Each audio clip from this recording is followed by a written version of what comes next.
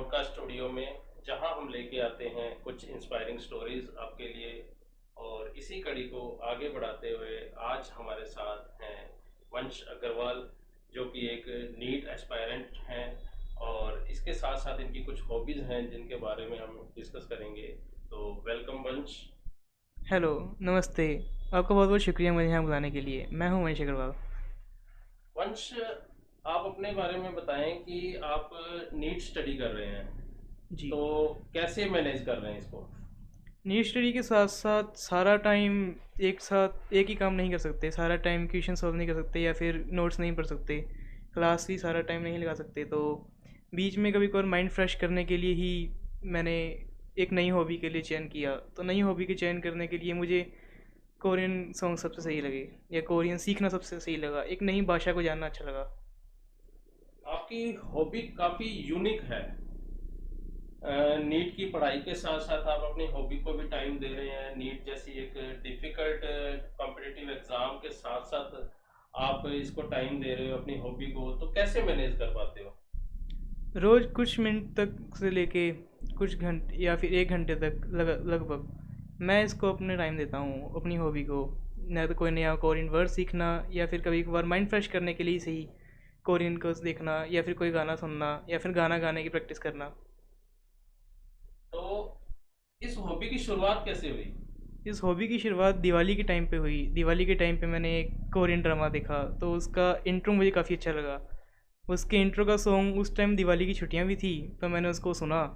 सुनने से मुझे वो काफ़ी अच्छा लगा, तो मैंने उसकी फिर थोड़ी सी प्रैक्टिस की और मुझे उससे काफ़ी अच्छा लगा कि मैं उसको बार बार सुनना चाहा। तो फिर मैंने उसको खुद गाने की भी कोशिश की।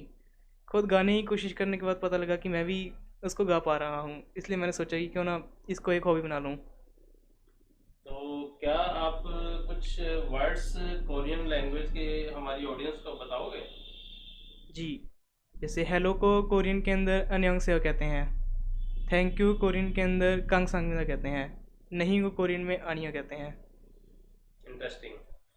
तो जैसे अभी आप बता रहे हो कि आपकी हॉबी जो है वो कोरियन सॉन्ग्स गाना है, या आपका एक पैशन है ये।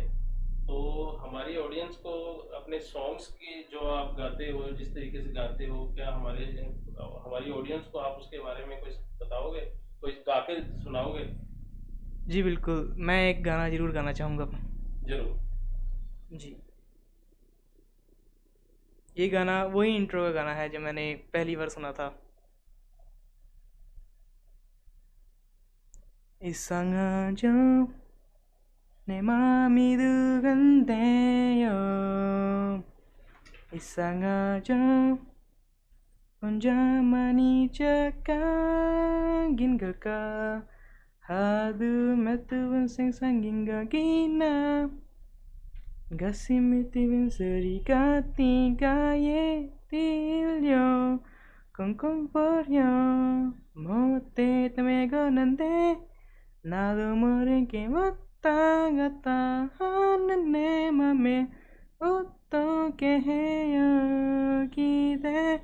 어느부터 바로 something special day.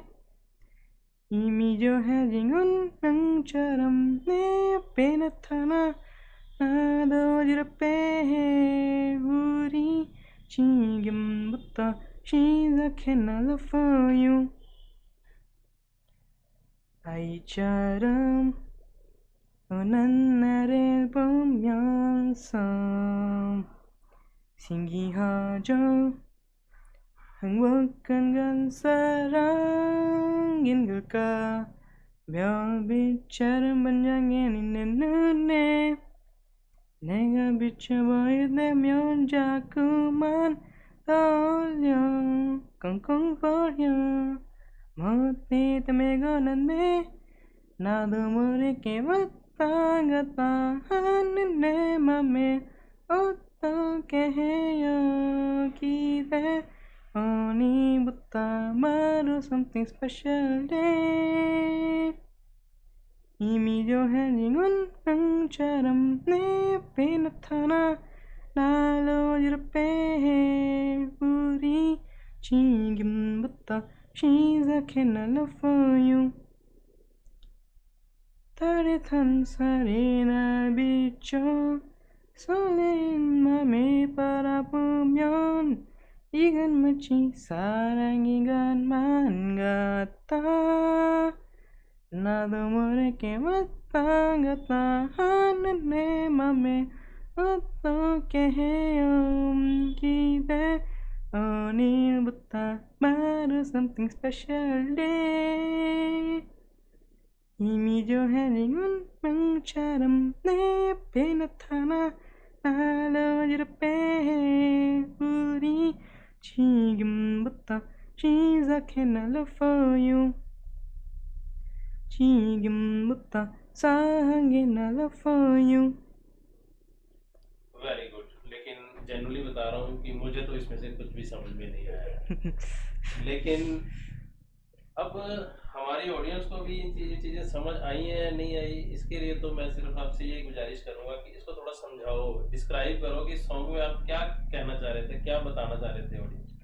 ये सॉन्ग किसी की ज़िंदगी में आने के बारे में है कि मतलब कोई किसी की ज़िंदगी में आया, मेरे साथ कुछ ऐसा हुआ कि मैंने किसी को देखा, वो मेरी ज़िंदगी में आई, या फिर वो हमारी ज़िंदगी में आया। उस हमारी ज़िंदगी की उसके आने के बाद ही हमारी ज़िंदगी में कुछ उथल पुथल आई, कुछ अलग सा हुआ जिससे मेरे दिन काफ़ी ज़्यादा ख़ास हो गया। तो मुझे लगता है कि वो मेरे लिए काफ़ी ज़्यादा ख़ास इंसान है। वो मुझे काफ़ी ज़्यादा खुश रखती है या रखता है, या फिर वो मेरे लिए एक ख़ास इंसान है जो मेरी हर तकलीफ़ को दूर कर देता है। मुझे उसके आने के बाद एक भी तकलीफ़ महसूस नहीं हुई। ओके, वेल डन, बहुत अच्छा लगा ये तो कि आपने इस पूरी स्क्रिप्ट को एक कोरियन सॉन्ग्स में तब्दील कर दिया और इट वाज वेरी नाइस। तो वंश, मैं आपसे एक दो क्वेश्चन और पूछना चाह रहा हूँ कि नीट के साथ साथ कोरियन लैंग्वेज कैसे सीखी आपने, क्योंकि NEET is also a tough task और साथ साथ आप ये भी कर रहे हो और कोरियन भी सीख रहे हो, तो क्या करते हो इसके लिए आप। जी, जैसा मैंने आपको पहले भी कहा, सारा टाइम पढ़ाई पे तो नहीं फ़ोकस कर सकता, कभी कभार माइंड को फ्रेश भी करना होता है, कुछ और भी जिससे हमारा स्क्रीन टाइम भी कम हो, कुछ ऐसा जो नया सीखने में काम भी आए, अच्छा भी लगे, टाइम वेस्ट भी ना लगे, टाइम की मैनेजमेंट भी सही तरीके से रही। तो कोरियन लैंग्वेज में सीखना जिसमें इंटरेस्ट बन भी रहा है, उसको मैंने सही चुना। तो क्या ये हॉबीज जो है आपकी स्टडी में भी कोई हेल्प कर रही है आपको। जी, स्टडीज़ के अंदर अगर कभी कभार काफ़ी ज़्यादा कोई क्वेश्चन अटक जाते हैं तो काम नहीं कर पाता है आगे, और ये तो नॉर्मल सी चीज़ है कि जब काम दिमाग ना काम कर रहा हो तो वहाँ पे रुक जाना चाहिए। तो इस हॉबी को अगर उस टाइम पे मैं कुछ मिनट के लिए भी देख लूँ तो ऐसा लगता है कि चलो दिमाग शांत हो रहा है, आगे काम करने में मदद मिलती है।